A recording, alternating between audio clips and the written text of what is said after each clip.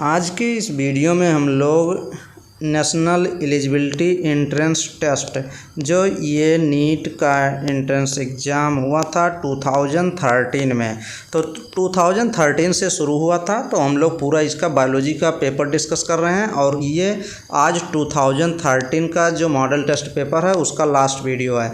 इसके पहले 2 वीडियो बन चुकी है, डिस्क्रिप्शन बॉक्स में सभी वीडियो की लिंक मिल जाएगी। तो हम लोग जब शुरू किए थे AIPMT जितने साल तक आज तक ये एंट्रेंस एग्ज़ाम हो रहा है 2001 से लेके हम लोग शुरू किए थे और कहाँ तक पहुँच चुके हैं 2013 तक पहुँच चुके हैं। तो जितनी भी वीडियो बनी है डिस्क्रिप्शन बॉक्स में लिंक मिल जाएगी, तो एक बार आप ज़रूर डिस्क्रिप्शन बॉक्स ज़रूर चेक करें और एक बार चैनल पे ज़रूर विजिट करें। जो जितने भी स्टूडेंट नीट का एंट्रेंस एग्ज़ाम देना चाह रहे हैं या फिर BSc नर्सिंग पैरामेडिकल, तो सभी क्वेश्चन इंपॉर्टेंट है। नीट वाले स्टूडेंट के लिए तो प्रीवियस ईयर लगाना, क्वेश्चन जो प्रीवियस ईयर के हैं कंपलसरी ही होता है, बट जो BSc नर्सिंग पैरामेडिकल फार्मेसी के एंट्रेंस एग्ज़ाम देंगे उनके लिए तो वेरी मोस्ट इम्पॉर्टेंट है, क्योंकि ये सब क्वेश्चन एग्जैक्ट एंट्रेंस एग्ज़ाम में रखे जाते हैं। जो नीट के एंट्रेंस एग्ज़ाम में सिंपल क्वेश्चन पूछे जाते हैं वही question exact BSc nursing paramedical pharmacy के एंट्रेंस एग्ज़ाम में पूछ लिए जाते हैं। जैसे ये क्वेश्चन भी पूछा जाता है काफ़ी बार, दी डायग्राम ये बना दिया गया ECG का, इलेक्ट्रोकार्डियोग्राम का ये डायग्राम बना दिया गया नॉर्मल पर्सन का, और इसमें पूछ रहा है दी P वेव रिप्रेजेंट, ये जो P वेव है क्या रिप्रेजेंट कर रहा है। यहाँ एक सामान्य मनुष्य का मानक ECG का आरेख दिया गया है पीत रंग, तो इसमें ये बताना है P वेव क्या रिप्रेजेंट कर रहा है। तो P वेव जो है इसमें क्या रिप्रेजेंट कर रहा है, P वेव जो रिप्रेजेंट करता है, जैसे आप हार्ट देखे होंगे ना, तो ये हार्ट का ECG होता है। तो हार्ट आप देखे होंगे, मान लीजिए ऐसे हार्ट बना है, एक नॉर्मली बना दे रहे हैं, ये वेंट्रिकल होता है, ये वेंट्रिकल, ये एट्रिया होती है, राइट एट्रिया होती है, ये राइट, ये लेफ्ट एट्रिया होती है। तो इसमें जो दोनों एट्रिया होता है ना, P वेव शो करता है, दोनों एट्रिया का कंट्रक्शन शो करता है। तो बोथ एट्रिया जो होती है इसमें कंट्रक्शन होता है या डिपोलराइजेशन ऑफ एट्रिया। तो ये देख लीजिए कंट्रक्शन ऑफ बोथ एट्रिया, कभी कभी इस लैंग्वेज में देता है, कभी कभी ऐसे देता है कि depolarisation of both atria, DEPOLARISATION, depolarisation of both atria, कभी कभी ये लैंग्वेज दे देता है। तो ये आप दोनों लिख सकते हैं। तो ये चीज़ हो गया। नेक्स्ट क्वेश्चन, इसमें ऑप्शन नंबर फर्स्ट ही करेक्ट है, ऑप्शन नंबर आप फर्स्ट लगा लीजिएगा। दोनों आलिंद संकुचित हो रहे हैं। नेक्स्ट क्वेश्चन ये देख लीजिए, इसमें एक किडनी का फिगर बनाया गया है। अब इसमें ABCD दिया गया है, उसमें पहचानना है कि कौन सा करेक्ट है। तो इसमें A देख लीजिए, A एड्रिनल ग्लैंड है, ये एड्रिनल ग्लैंड है, located at the interior part of kidney के ऊपर प्रेजेंट होती है इंटीरियर पार्ट में, और सिक्रेट क्या करती है, कैचिकोलामाइन विथ स्टिमुलेट ग्लाइकोजन ब्रेकडाउन। तो ये कैचिकोलामाइन जो एड्रिनल कार्टेक्स पार्ट होता है, एड्रिनल में 2 पार्ट होते हैं, एड्रिनल मेडुला, एड्रिनल कार्टेक्स। तो एड्रिनल कार्टेक्स से कैचिकोलामाइन सिक्रेट होता है। तो ऑप्शन नंबर एकदम राइट, एकदम फर्स्ट ऑप्शन करेक्ट है। नेक्स्ट क्वेश्चन चलिए देखते हैं। Select the correct statement with respect to locomotion in human. काफ़ी स्टूडेंट ये क्वेश्चन BSc नर्सिंग जिसको एंट्रेंस एग्जाम देना है तो वो सोच रहे हैं कि एकदम सिंपल क्वेश्चन आएगा, बस ऐसा क्वेश्चन आएगा कि एकदम सिंपल, जैसे पावर हाउस ऑफ द किसको कहते हैं, चल माइटोकॉन्ड्रिया, ऐसे क्वेश्चन का इंतजार कर रहे हैं। तो अब वो ज़माना गया, अब थोड़ा अच्छे क्वेश्चन रखे जाते हैं, नीट के क्वेश्चन एग्जैक्ट रख दिए जाते हैं, तो आपको करना ही पड़ेगा। 153 select the correct statement with respect to locomotion in human. मनुष्य के चलन के संदर्भ में सही कथन चुनिए। तो इसमें देख लीजिए, फर्स्ट ऑप्शन कह रहा है डिक्रीज लेवल ऑफ प्रोजेस्टेरॉन का लेवल अगर डिक्रीज हो जाता है तो काज ऑस्टियोपोरोसिस इन ओल्ड पीपल, नहीं। सेकंड ऑप्शन देखिए, accumulation of uric acid crystal in joint, अगर जॉइंट में एक किसका यूरिक एसिड का क्रिस्टल का एक्यूमुलेशन हो जाता है तो काज इन्फ्लामेशन हो जाता है। उसी को तो एक डिजीज भी कहते हैं, GOUT, गाउट कहते हैं उसी को ना। ये यूरिक एसिड एक्यूमुलेशन हो जाता है जॉइंट पे, तो जॉइंट पेन होने लगती है और इन्फ्लामेशन हो जाता है। तो इसमें ऑप्शन नंबर एकदम एग्जैक्ट सेकंड ऑप्शन करेक्ट है, तो सेकंड ऑप्शन आप लोग लगाएंगे। नेक्स्ट क्वेश्चन चलिए देखते हैं। नेक्स्ट क्वेश्चन, इस क्वेश्चन में the characteristic and example of synovial joint in human, अब साइनोवियल ज्वाइंट जो नहीं होती हैं, अलग अलग प्रकार की ज्वाइंट होती हैं। साइनोवियल ज्वाइंट पूछ रहा है कौन से साइनोवियल ज्वाइंट में, ये मान के चलिए कि फ्लूइड का वर्क जरूर रहेगा साइनोवियल ज्वाइंट में। तो ऑप्शन नंबर 3 देख लीजिए, fluid filled synovial cavity between two bones, दो बीच के बीच फ्लूइड फिल्ड साइनोवियल कैविटी, इसमें कुछ फ्लूइड फील्ड रहता है, उसी में ज्वाइंट वो मूवमेंट करता है। जैसे किसके बीच में, joint between Atlas and axis के बीच ये साइनोवियल ज्वाइंट शो करती हैं। साइनोवियल ज्वाइंट कभी कभी देता है, कभी कभी एग्जाम्पल में दे देता है पाइबार्ड ज्वाइंट। पाइबार्ड ज्वाइंट का एग्जाम्पल क्या होता है, पाइबार्ड ज्वाइंट कभी कभी ये भी पूछ लेता है। तो ये एटलस एंड एक्सिस के बीच पाइबार्ड ज्वाइंट होता है। नेक्स्ट क्वेश्चन चलिए देखते हैं। ये क्वेश्चन इंपॉर्टेंट क्वेश्चन है, न्यूरोट्रांसमीटर से बनाया गया है क्वेश्चन। और क्वेश्चन कह रहा है diagram showing axon terminal and synapse is given identifying correctly at least 2 AD। Axon के अंतिम छोर और सिनेप्स के आरेख में ए से लेकर डी तक नामांकित संरचनाओं में से कम से कम दो को सही पहचानिए। तो इसमें देखिए सी दिया गया है, बी दिया गया है और ए दिया गया है। तो इसमें कौन सा ऑप्शन करेक्ट है? ए जो होता है ये रिसेप्टर होता है, और इसमें जो सी जो दिया गया है ये सिनेप्टिक वेसाइकल्स होती है। इसलिए option number exact first option correct हो जाएगा, और एनसीईआरटी में ये फिगर दिया भी गया है, तो आप देख सकते हैं।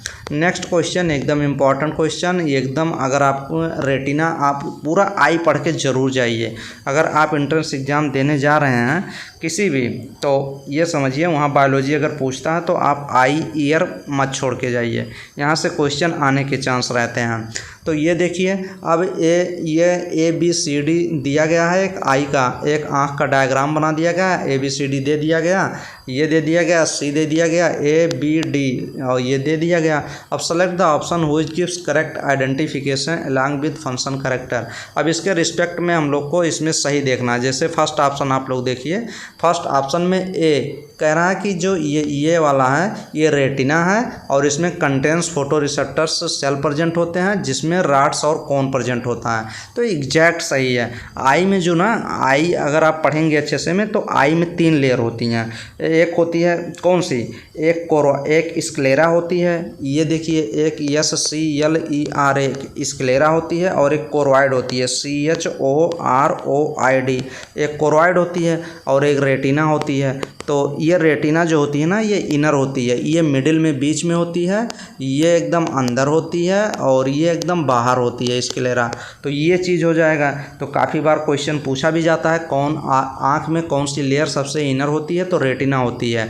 और रेटिना ही सेल पे 3 सेल पाई जाती हैं। रेटिना लेयर जो होती है उस पर 3 सेल पाई जाती है, गैंग्लियानिक सेल पाई जाती है, बाइपोलर सेल, ये लिख सकते हैं रेटिना पे, ये इस रेटिना पे 3 सेल पाई जाती है। गैंग्लियानिक सेल GANGLION गैंग्लियानिक सेल हो गया, फिर बाइपोलर सेल हो गया, BIPOLAR बाइपोलर सेल्स हो गया, फिर एक होती है photoreceptor cells. Photoreceptor cell कौन सी होती है, जिसमें राड और क्या होते हैं, कोन्स होते हैं। PHOTOROCE के बाद क्या रहेगा, CEPTOR फोटो रिसेप्टर सेल, जिसमें राड और कोन्स आते हैं। तो इसमें फर्स्ट ऑप्शन एग्जैक्ट सही है। और ये जो बी जो बी दिया गया है ना, ये क्या है, ब्लाइंड स्पॉट ये जोन होती है। और ये जो सी है ये तो एक्को चैम्बर दिया गया है। तो ये ऑप्शन फर्स्ट एकदम एग्जैक्ट सही है, क्योंकि इसमें बी कह रहा है कि ब्लाइंड स्पॉट है only has few rods and cones. नहीं, ये गलत हो जाएगा, क्योंकि जो ब्लाइंड स्पॉट है राड एंड कोन्स दोनों एब्सेंट होते हैं, और इसमें कह रहा है कुछ राड और कोन्स पाए जाते हैं। नहीं, तो राड और कोन्स दोनों एब्सेंट होते हैं ब्लाइंड स्पॉट पे, इसलिए गलत है। चलिए नेक्स्ट क्वेश्चन देखते हैं। Which of the following statement is correct in relation to the endocrine system? Endocrine system के रिस्पेक्ट में अंतःस्रावी तंत्र के संदर्भ में निम्नलिखित कथनों में से कौन सा कथन सही है, मीन्स करेक्ट है। तो हम लोग को करेक्ट स्टेटमेंट देखना है। कोई भी क्वेश्चन पूछे करेक्ट इनकरेक्ट अगर क्वेश्चन पूछ रहा तो वहाँ गोला मार देंगे तो याद आ जाता है। जैसे ये थर्ड ऑप्शन देख लीजिए, non nutrient chemicals produce by the body in trace amount that act as intercellular messenger are known as hormone. तो एकदम हार्मोन का ये डिफिनीशन ही दे दिया गया। और एनसीईआरटी में लास्ट चैप्टर में आप 11th एनसीईआरटी की लास्ट चैप्टर में पढ़ेंगे ना, तो ये देखेंगे, ये एकदम लाइन एकदम दे दिया गया है एनसीईआरटी में। हार्मोन का डिफिनीशन ही है कि हार्मोन जो होता है वो नॉन न्यूट्रिएंट केमिकल्स होता है जो प्रोड्यूस किया जाता है बॉडी इन ट्रेस अमाउंट में, थोड़े से अमाउंट में, इंटरसेलुलर मैसेंजर को उसको कह सकते हैं और उसको हार्मोन कहते हैं। तो ऑप्शन नंबर 3 एग्जैक्ट करेक्ट हो जाएगा, क्योंकि ये एंडोक्राइन सिस्टम से, एंडोक्राइन पार्ट से सिक्रेट भी होते हैं हार्मोन, इसलिए सही है। Select the answer who is correctly match the endocrine gland with the hormone secrete and function deficiency syndrome. तो करेक्ट देखना है, तो इसमें फर्स्ट ऑप्शन में देख लीजिए, एंडोक्राइन ग्लैंड जो इंटीरियर पिट्यूटरी होती है ये कह रहा है हार्मोन सिक्रेट होगा। ऑक्सीटोसिन नहीं, ऑक्सीटोसिन तो पोस्टीरियर से सिक्रेट होता है, इसलिए फर्स्ट ऑप्शन गलत हो जाएगा। और पोस्टीरियर पिट्यूटरी से कह रहा है ग्रोथ हार्मोन सिक्रेट होगा, नहीं एंटीरियर पिट्यूटरी से होता है, तो इसलिए गलत है। और थर्ड ऑप्शन थायराइड ग्लैंड कौन सी हार्मोन सिक्रेट करती है, थायरोक्सिन, एकदम सही है। और थायरोक्सिन का फंक्शन क्या होता है, लैक ऑफ आयोडीन। अगर आयोडीन की मात्रा कम हो जाएगी तो डाइट में आपके, तो क्या हो जाएगा, ग्वाइटर हो जाएगा, ग्वाइटर जिसको गाल घोंघू कहते हैं जो, तो ये चीज़ हो जाएगा। पश्च पिट्यूटरी वृद्धि हार्मोन, ये गलत हो जाएगा। थायराइड ग्रंथि थायरोक्सिन हार्मोन आहार में आयोडीन के अभाव के कारण घेंघा, ग्वाइटर हो जाता है। ये घेंघा आप लोग देखे ही होंगे, काफ़ी अगर नहीं देखे होंगे तो वीडियो में देख सकते हैं। और तो पहले तो काफ़ी होता था, अब थोड़ा मेडिकल एडवांस हो गया तो अब थोड़ा ये ग्वाइटर कम होता है पहले की ज़्यादा। पहले अब तो जो नमक आते हैं ना एकदम रेक्टिफाइड होके आते हैं, तो उसमें अब चाहे जो नमक खाएंगे पैकेट वाला खरीदेंगे उसमें देखेंगे आयोडीन वो ज़रूर मिला हुआ होता है। और पहले क्या था, सब वो जो क्या पीसने वाला जो ऐसे मतलब खड़ा वाला ज़्यादा नमक यूज करते थे, अब तो पिसा वाला आयोडीन युक्त आता है। चलिए नेक्स्ट क्वेश्चन 159 देखते हैं। What is the correct sequence of sperm formation. Sperm formation का ये क्वेश्चन तो मैंने इतनी बार करा दिया है और काफ़ी बार क्वेश्चन में पूछता भी है कि स्पर्म फार्मेशन शुक्राणु निर्माण का सही क्रम क्या है। तो पहले स्पर्मेटोगोनिया होगा, फिर स्पर्मेटोसाइट में चेंज होगा, फिर स्पर्मेटोसाइट से स्पर्मेटिड में चेंज होगा और फिर उसके बाद स्पर्मेटोजोआ। तो ये जो चेंज होता है ना, इसमें पहले तो फर्स्ट में माइटोसिस होगा, फिर मियोसिस होगा, मियोसिस माइटोसिस चेंज होकर फिर स्पर्मेटोजोआ में आता है। तो ये आप लोग एकदम एग्जैक्ट लिख सकते हैं। स्पर्मेटोगोनिया 2n होती है, फिर स्पर्मेटोसाइट में चेंज होती है 2n, फिर स्पर्मेटिड में चेंज होगा, हेप्लॉइड हो जाएगा, फिर स्पर्मेटोजोआ भी हेप्लॉइड ही होता है। तो ये चीज़ एकदम रट लीजिए। Menstruation flow occurs due to lack of, जो क्या आर्तो रिसाव किसकी कमी के कारण होता है। मेंस्ट्रुअल फ्लो जो चलता है महिलाओं में, ये किसकी, महिलाओं या फिर फीमेल में, तो ये किससे रिलेटेड है। मेंस्ट्रुअल फ्लो अकर्स किसकी कमी से, किसकी कमी के कारण होता है, तो प्रोजेस्टेरॉन लेवल क्या करता है, अगर प्रोजेस्टेरॉन लेवल हाई रहता है ना तो मेंस्ट्रुएशन फ्लो क्या होता है, जो ब्लड जो फ्लो होता है निकलता है कुछ ml मेंस्ट्रुएशन में, तो वह एंडोमेट्रियम, जब यूट्रस का 3 वाल होता है, पेरीमेट्रियम, मायोमेट्रियम, एंडोमेट्रियम, तो एंडोमेट्रियम टूट के ब्लड के माध्यम से निकलती है थक्का बना के, तो वो चीज़ हो जाता है। तो प्रोजेस्टेरॉन जब हाई रहेगा हार्मोन, तो ये इसको एंडोमेट्रियम को टूटने नहीं देता, ब्रेक नहीं होने देता। तो प्रेगनेंसी के समय जब फर्टिलाइजेशन हो जाता है तो प्रोजेस्टेरॉन का लेवल कार्पस ल्यूटियम से सिक्रेट अधिक होता है और ये एंडोमेट्रियम की वॉल को एकदम बनाए रखता है। और जैसे प्रोजेस्टेरॉन का लेवल डाउन होता है तैसे मेंस्ट्रुएशन फ्लो शुरू हो जाता है। तो ये चीज़ क्रिया होती है। तो प्रोजेस्टेरॉन आप लोग अच्छे से याद करिएगा और अच्छे से, ये क्वेश्चन इंपॉर्टेंट भी है, पूछा जाता है और ये क्वेश्चन काफ़ी लोग गलत नहीं करते हैं, तो आप लोग भी गलत नहीं करेंगे। अगर आपको कन्फर्म नहीं होगा तो अब आज के बाद गलत नहीं करना। ओके, चलिए next question 161 which one of the following is not the function of placenta.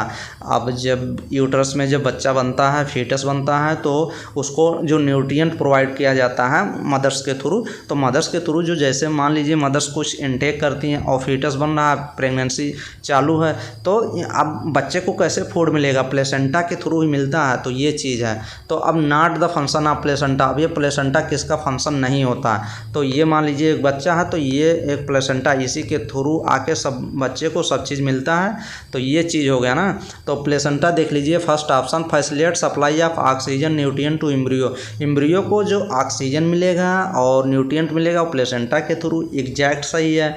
Secrete oestrogen, ये देख लीजिए, ये भी सही है। Next, facilitate removal of carbon dioxide and wastage material from the embryo, सही बात है। एम्ब्रियो जो वेस्टेज मटेरियल होता है उसका कार्बन डाइऑक्साइड, क्योंकि वो भी तो सांस लेगा और वेस्ट मटेरियल कुछ निकालता है, तो वो तो किसके इसके प्लेसेंटा के थ्रू मदर्स में जाता है, मदर्स के थ्रू एक्सक्रीट आउट कर दिया जाता है, ये भी सही है। अब नेक्स्ट फोर्थ नंबर देखेंगे, secrete oxytocin during parturition.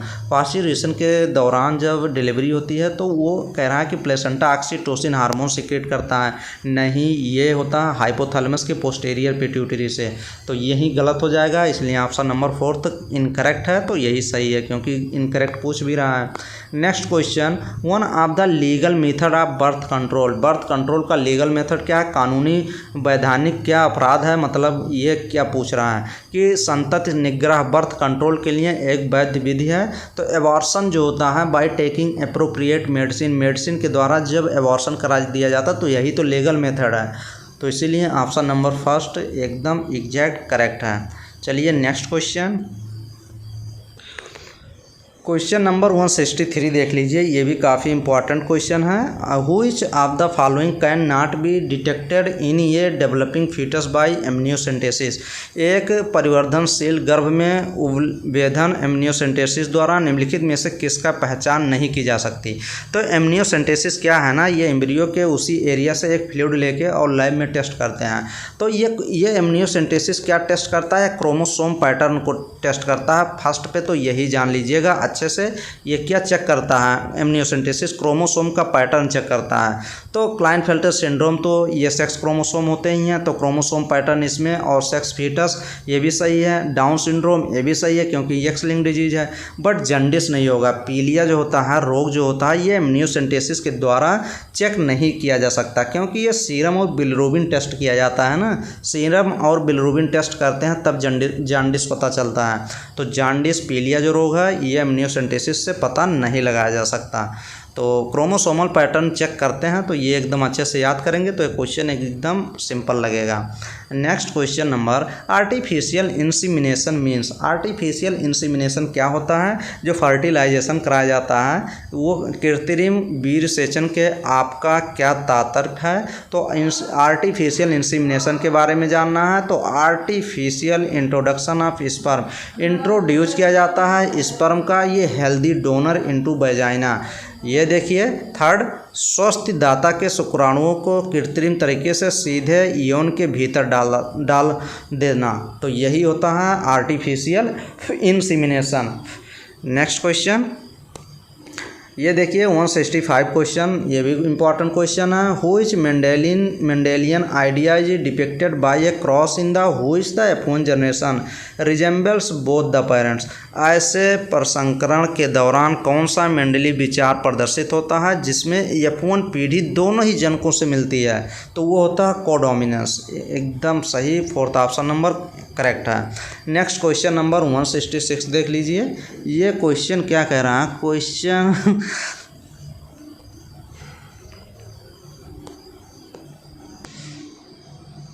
166 number एक फ्रेंड्स आ गया था, तो चलिए 166 नंबर क्वेश्चन देखते हैं। The incorrect statement with regard to haemophilia is. Haemophilia के बारे में गलत कथन कौन सा है, तो हीमोफीलिया कौन सा रोग होता है, एक्स लिंक डिजीज होती है, तो ये फर्स्ट ऑप्शन कह रहा है it is sex link disease, ये भी सही है। इट इज़ रिसेसिव डिजीज, ये भी सही है। इट इज़ डोमिनेंट डिजीज, यही तो गलत है, डोमिनेंट डिजीज नहीं होती है, ये जो हीमोफीलिया होता है ये रिसेसिव डिजीज होती है। ये single protein involve in the clotting of blood affected, ये भी सही है। हीमोफीलिया में जो ब्लड क्लॉट होता है वो अफेक्ट हो जाता है। हीमोफीलिया अगर किसी भी पेशेंट को है और अगर उसको कुछ भी कट लग गया शरीर में तो ब्लड का ये समझिए जब बहाव जो होता है वो रुकेगा जल्दी नहीं, बहता रहेगा, तो ये चीज़ हो जाता है। नेक्स्ट क्वेश्चन चलिए देखते हैं। क्वेश्चन नंबर 167 एकदम सिंपल क्वेश्चन है, अगर आप अच्छे से करेंगे तो ये क्वेश्चन गलत नहीं होना चाहिए क्योंकि ये क्वेश्चन एकदम क्रॉस, जैसे क्रॉस आप लोग कराए बस तुरंत एकदम सिंपल हो जाता है। जैसे ये देखिए, both parents are carrier, thalassaemia एक रोग होता है, क्रोमोसोमल डिजीज होती है। ये कह रहा है कि both parent are carrier thalassaemia रोग है, which an autosomal recessive disorder होता है। What are the chance of pregnancy resulting in affected child. ये क्वेश्चन कह रहा है कि यदि दोनों ही जनक थैलेसीमिया जो एक अलिंग सूत्री अप्रभावी विकार है के लिए वाहक है, तो गर्भ धारण करने की क्या संभावनाएं हैं जिसके फलस्वरूप एक प्रभावित बच्चा पैदा होगा। तो ये देखना जो अफेक्टेड चाइल्ड होंगे वो कितने % अफेक्टेड होंगे, मतलब इस रोग से ग्रसित होंगे। तो पहले तो ये जान लीजिए, ये कैपिटल ए जो होता है, कैपिटल ए नॉर्मल हो जाएगा, कैपिटल ए और स्मॉल ए ये कैरियर हो जाएगा, अगर स्मॉल आएगा तो डिजीज हो जाएगा। तो इसी बेस पे आप ये क्वेश्चन कर सकते हैं। इसमें कह रहा है both parents are carrier, means इसमें ऐसे आप 4 कोण बना लीजिए, एक में ए जैसे ये हमने बनाया है ऐसे आप बना सकते हैं। एक पे कैपिटल ए स्मॉल है, कैपिटल ए स्मॉल है, ये जब पूरा करेंगे तो ये एक स्मॉल ए आएगा, तो 1/4 हो जाएगा। 1/4 में 1% जो होगा वो क्या होगा, इन्फेक्टेड होगा, तो इसका निकालेंगे 25% आएगा। तो ऑप्शन नंबर इसमें 3rd ऑप्शन करेक्ट हो जाएगा। नेक्स्ट क्वेश्चन ये देख लीजिए, एकदम सिंपल क्वेश्चन है, काफ़ी बार एकदम रिपीट भी होता है ये क्वेश्चन, ये समझिए बार बार रिपीट होता है, कभी कभी लैंग्वेज फॉर्म में देता है, ये यहाँ तो फिगर बना दिया गया है। The diagram show an important concept in the genetic implication of DNA, fill in the blanks A to C।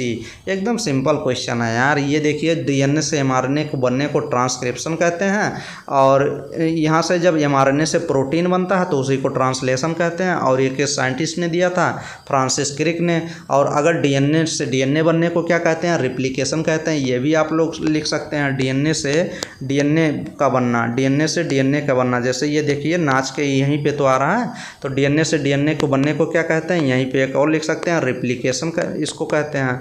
तो ये चीज़ आप चारों लिख लेंगे अच्छे से, कोई क्वेश्चन गलत नहीं होगा। नेक्स्ट क्वेश्चन, ये एंजाइम से रिलेटेड क्वेश्चन है। वाई किसको कोड करता है, कौन सा एंजाइम किस कोड को कोड करता है। Which enzyme will produce in cell in which there is nonsense mutation in the lac Y gene. उस कोशिका में कौन सा एंजाइम उत्पन्न होगा जिसके लैक वाई जीन में निर्धारित उत्परिवर्तन होगा। तो वाई जीन किसको करता है, बीटा ग्लाइकोसाइडेज को, वाई, और जेड जीन किसको, परमेज को, और वाई ट्रांस एसिटाइलेज को। तो इसमें वाई दे रहा है, वाई के बाद बीटा ग्लाइकोसाइडेज, तो ऑप्शन नंबर 1 करेक्ट हो जाएगा। Next question, according to Darwin the organic evolution is due to. ये कह रहा है डार्विन के अनुसार जैव विकास का कारण क्या था। तो इसका जो अकॉर्डिंग टू डार्विन के अनुसार जो जैव विकास का कारण था वो 2 स्पीसीज के बीच कंपटीशन ही था। तो इसमें आप कौन सा ऑप्शन लगाएंगे, इंटर स्पेसिफिक, इंट्रा नहीं लगाएंगे। इंट्रा का मीन्स एक स्पीसीज के बीच हो जाता है, तो इंटर स्पीसीज मतलब 2 स्पीसीज के बीच में कंपटीशन। तो इंटर स्पेसिफिक कंपटीशन की वजह से ऑर्गेनिक एवोल्यूशन डार्विन के अनुसार जैव विकास का कारण था, ये अंतर स्पीसीज प्रतिस्पर्धा। तो ऑप्शन नंबर 2 करेक्ट हो जाएगा। Next question number, the eye of octopus and eye of cat so different pattern of structure yet फिर भी दे परफॉर्म सिमिलर फंक्शन। अब यहीं पे आप ये क्वेश्चन पकड़ेंगे, सिमिलर फंक्शन जैसे दे दिया ना, तो ऐसे एनालोगस जाएंगे, कन्वर्जेंट एवोल्यूशन, तो ऐसे आप 3rd ऑप्शन लगाएंगे। क्योंकि आँख की बात करना है ना, ऑक्टोपस की बात कर रहा है, मैमल्स जो है, और आई ऑफ कैट बिल्ली की बात कर रहा है, तो देखने का काम तो सेम है फंक्शन, इसीलिए analogous of organ that have evolve due to convergent evolution. तो यही सही है, AC कहते हैं। एनालोगस को कौन सा क्या कहते हैं, कन्वर्जेंट एवोल्यूशन कहते हैं। नहीं तो ये देख लीजिए, analogous organ evolve due to divergent evolution, नहीं तो ये भी आप सही लगा देंगे, बट ये गलत हो जाएगा क्योंकि एनालोगस को कन्वर्जेंट एवोल्यूशन कहते हैं। तो ऑप्शन नंबर इसीलिए 3rd ही करेक्ट होगा। ये आप लोग अच्छे से देख लीजिएगा क्वेश्चन, नहीं तो गलत हो सकता है। Next question 172, infection of Ascaris usually occurs by. Ascaris का संक्रमण सामान्यतः किसके कारण होता है। तो एस्कैरिस का जो संक्रमण होता है वो drinking food and water, contaminated food and water. तो ये फर्स्ट ऑप्शन देखिए, drinking water containing eggs of Ascaris, तो इसीलिए ऑप्शन नंबर 1 करेक्ट हो जाएगा। नेक्स्ट क्वेश्चन ये देखिए 173, this cell mediated immunity inside the human body is carried out by. मानव शरीर में कोशिका मध्यस्थ प्रतिरक्षा किसके द्वारा कार्यान्वित होती है? तो ये टी लिम्फोसाइड होती है, बी लिम्फोसाइड या थ्रोम्बोसाइड या एर्थ्रोसाइड? तो टी लिम्फोसाइड। तो ऑप्शन नंबर इसमें फर्स्ट एकदम एग्जैक्ट करेक्ट हो जाएगा। नेक्स्ट क्वेश्चन ये देख लीजिए, एकदम ये जर्म प्लाज्म कलेक्शन का डिफिनीशन ही दिया गया है in plant breeding programme. The यहीं से देखिए, the entire collection of plant या सीड की बात करें having all the diverse allele for all genes in given crop is called germplasm collection. एकदम डिफिनीशन ही है। पादप प्रजनन प्रोग्रामों में किसी फसल के सभी जीनों की विविध एलीलों के सकल संग्रह पौधे या बीजों को क्या कहते हैं? तो जनन द्रव्य कहते हैं, जर्म प्लाज्म संग्रह कहते हैं, जनन द्रव्य संग्रह। तो ऑप्शन नंबर फोर्थ एकदम एग्जैक्ट करेक्ट लगाएंगे। नेक्स्ट क्वेश्चन ये देखिए, during sewage treatment biogas are produce which include. जल मल के उपचार के दौरान विभिन्न बायोगैसों उत्पन्न होती हैं, जिनमें कौन कौन सी गैस शामिल है? हम लोग को यही एकदम एग्जैक्ट सही करना। तो मीथेन, हाइड्रोजन सल्फाइड और कार्बन डाइऑक्साइड एकदम रट लीजिए। ये देखिए, hydrogen sulphide, methane sulphur dioxide दे दिया, मीथेन ऑक्सीजन दे दिया, हाइड्रोजन सल्फाइड नाइट्रोजन दे दिया, इसलिए गलत है, बट फर्स्ट ऑप्शन एग्जैक्ट सही है। नेक्स्ट क्वेश्चन ये देखिए, इसमें आप लोग क्वेश्चन को लगाएंगे। तो ये biologist student the population rate in born found that ये एवरेज नेटिलिटी कितना हो रहा है? 250 मतलब नेटिलिटी हो रहा है, मतलब पैदा हो रहे हैं। एवरेज मोर्टिलिटी कितना हो रहा है? 240 क्या कर रहे हैं? मर जा रहे हैं। और आई माइग्रेशन मतलब आ रहे हैं, तो 250 में 20 जोड़ देंगे तो ये टोटल 270 हो जाएंगे। एंड ई माइग्रेशन मतलब 30 इसमें में से निकाल देंगे तो बचेगा 240। फिर 240 में आप 240 फिर घटाएंगे, क्योंकि 240 मर जा रहे थे, तो टोटल ऐसे करेंगे तो 0 आएगा। एकदम सिंपल क्वेश्चन है। तो ये ऐसे एक ट्रिक और आप लोग देख लीजिए, मतलब ट्रिक नहीं, नेटिलिटी मीन्स क्या होता है? पैदा होना, और आई माइग्रेशन मीन्स भी पैदा होना जान लीजिए। आई माइग्रेशन आना होता है, और ई माइग्रेशन एग्जिट जैसे होता ना, एग्जिट कर जाना, एग्जिट कर जाना मीन्स निकल जाना, तो ई माइग्रेशन मीन्स निकल जाना। तो ये चीज़ हो गया। तो आप जब पूरा इसमें घटाएंगे जोड़ेंगे तो 0 ही आएगा। अच्छे से क्वेश्चन करेंगे, एकदम सिंपल क्वेश्चन है भाई। Which one of the following process during decomposition of correctly describe। अब घटन दौरान घटित होने वाली कौन सी प्रक्रिया का सही वर्णन किया गया है? एकदम सिंपल क्वेश्चन है। एनसीईआरटी में इकोलॉजी में जाएंगे तो ये देखेंगे कि एकदम ये क्वेश्चन एग्जैक्ट दिया गया है, और सिंपल भी क्वेश्चन है, तो गलत कैसे नहीं करना है, 100% गलत नहीं करना है। तो ये क्वेश्चन आप कैसे सॉल्व करेंगे इसको आप अच्छे से देख लीजिएगा। फर्मेंटेशन आता है, फर्मेंटेशन में क्या होता है? Carried out by organism such as earthworm या लीचिंग आप सही करेंगे। लीचिंग में क्या होता है? Water soluble inorganic nutrient rise to the top layers of soil. तो कौन सा ऑप्शन करेक्ट करेंगे? अच्छे से देख लीजिए 177 का। तो इसमें अच्छे से देखिए, इसमें फर्स्ट ऑप्शन देखिए ना, यही करेक्ट है फर्स्ट ऑप्शन। फ्रेगमेंटेशन में क्या होता है? Carried out by organism such as earthworm. तो अर्थवर्म इसमें क्या करते हैं? ह्यूमस को ब्रेक डाउन करते हैं ना, तो खंडीय केंचुए जैसे जीवों के द्वारा ये क्या होता है? फ्रेगमेंटेशन होता है। ह्यूमस जो होता है, ढेर होता है, उसको ब्रेक डाउन करते हैं छोटे छोटे टुकड़ों में। तो ऑप्शन नंबर फर्स्ट इस क्वेश्चन का करेक्ट हो जाएगा। नेक्स्ट क्वेश्चन ये देख लीजिए, ये sedentary sea anemone gets attach to the shell lining of the hermit crab. The association is. एक स्थानबद्ध समुद्री एनिमोन साधु जो हर्मिट है, केकड़े के कवक के स्तर पर चिपक गया, यह संबंध क्या कहलाता है? तो यह संबंध क्या कहलाएगा? सिम्बायोसिस कहलाएगा। तो ऑप्शन नंबर इसमें कौन सा करेक्ट हो जाएगा? ऑप्शन नंबर इसमें सिम्बायोसिस आप लोग लगाएंगे या फिर म्यूचुअलिज्म लगाएंगे। तो ये अच्छे से यहाँ ये भी देख सकते हैं, symbiotic plant like together so shelter and nutrient to each other.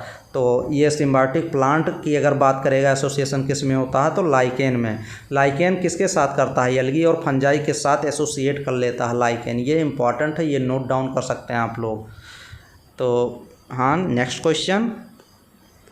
तो इस क्वेश्चन में तो ये जान लीजिएगा सेकंड ऑप्शन सिम्बायोसिस सही है। और फंजाई क्या करता है? तो यहाँ पे एल्गी और फंजाई के साथ लाइकेन तो एसोसिएशन करता है ना, बट फंजाई भी कुछ वर्क, फंजाई क्या करेगा? क्वेश्चन पूछा गया है कि जब लाइकेन एल्गी और फंजाई के साथ एसोसिएट करता है तो fungi water and mineral protection करता है, मतलब प्रोवाइड करता है, ये चीज़ है।